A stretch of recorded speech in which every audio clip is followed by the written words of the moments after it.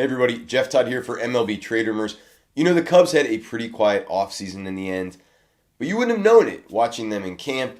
They were pretty upbeat, a lot of good vibes coming from spring training until it was unfortunately shut down. We're going to talk about that and more about the Cubs offseason. We're also going to do some other fun and interesting things with this channel in the absence of news.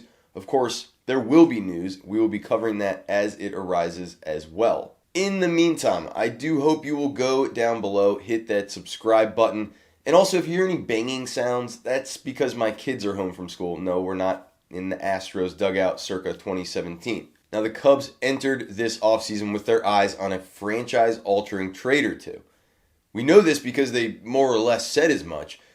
Not clear exactly what they're intending to do, but pretty obvious from the rumors that were floating around all winter. Kris Bryant, Wilson Contreras, perhaps Kyle Schwarber, all were guys that were at least on the table, willing to be discussed by the Chicago Brass. The idea seemed to be that they would stay competitive in the near term, draw down some of the salary obligations, and bring in some young talent that would help now and in the future. That was the idea. Unfortunately, it just didn't come together. The Cubs were not able to find any deals that they liked, and there really wasn't much of a plan B. So the Cubs had an internal payroll limit of the luxury tax line. They've sort of indicated that wasn't the case, but it's pretty obvious from the way they behaved. Not willing to go over that line. That left essentially very, very limited financial flexibility for President of Baseball Operations, Theo Epstein, and his crew to work with. No trades meant no money left to spend, and the austerity plan left the Cubs with very few options. As it turned out, the Cubs offseason was kind of like that of a rebuilding team, to be honest.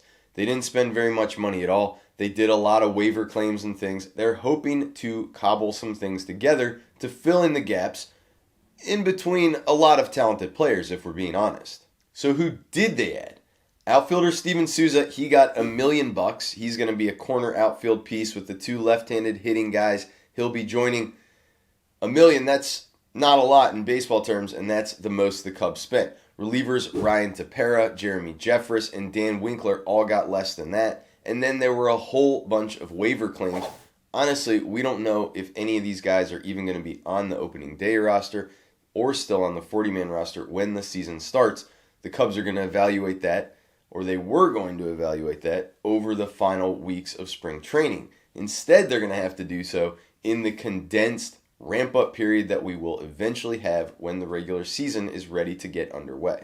Now, some of those recent 40-man additions, Jarrell Cotton, Trevor McGill, Casey Sadler, they're going to be competing with non-roster players for those final jobs. On the relief side, there are guys like Jason Adam, Tyler Olson. The veteran position players include Jason Kipnis and Hernan Perez, both of whom could compete for the second base job or a part of it, and Josh Phegley, who could be an option behind the dish. Again, this is the kind of offseason we're much more accustomed to seeing from a rebuilding club. It was very clear the Cubs simply were not going to go past the luxury tax line. And that's going to leave a lot of question marks, most of which are focused on existing players. The Cubs aren't and shouldn't be worried about their best players. Javi Baez, Anthony Rizzo, Wilson Contreras, Kris Bryant. You know what you're going to get out of those players. They're superstars. But it's the rest of the roster that was compiled through free agent signings and other younger players that have risen up to the majors. That's where the questions lie. Look at the rotation. Tyler Chatwood in that fifth spot, perhaps backed up by Cotton. A lot of questions there. Turn to the bullpen. Yikes. Craig Kimbrell was a total bust last year.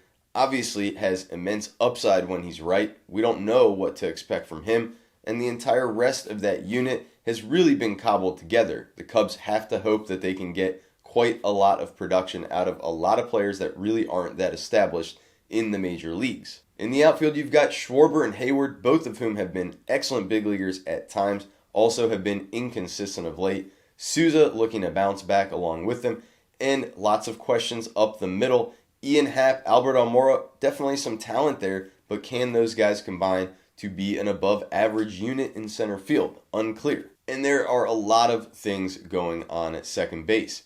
David Bote could factor there, younger player that was recently extended. Not clear what to expect out of him. Top prospect Nico Horner, he could be in the mix. Had a nice showing last year. Unclear if he's going to get the job or go back to AAA.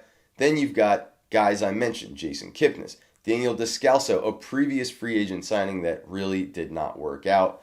Happ could factor in the mix there. A lot of options, a lot of moving parts, a lot of ways for this to go right, but also a lot of ways for this to go wrong for the Cubs. The other main factor here for the Cubs is their backup plan. We said earlier, their offseason didn't really have one. The real backup plan for the offseason was to roll with what they had, hope for the best, and consider mid-season trades if necessary. Theo Epstein has said a lot of our best players are going to be on that free agent market within a 2-year period. He's made clear that he sees a window, and he said, we are going to be active in the mid-season trade market if we're not in a strong competitive position. Well, what's the mid-season trade market even going to be? Will there be one at all? We really have no idea. But the Cubs are certainly going to have a harder time pulling off the kinds of deals they might have pursued had it been a regular season and had they fallen short of their hopes. This team still has plenty of avenues to a successful 2020 season and to a successful future, but obviously not the most optimistic of times for the Cubs for all the talent that they already have on hand.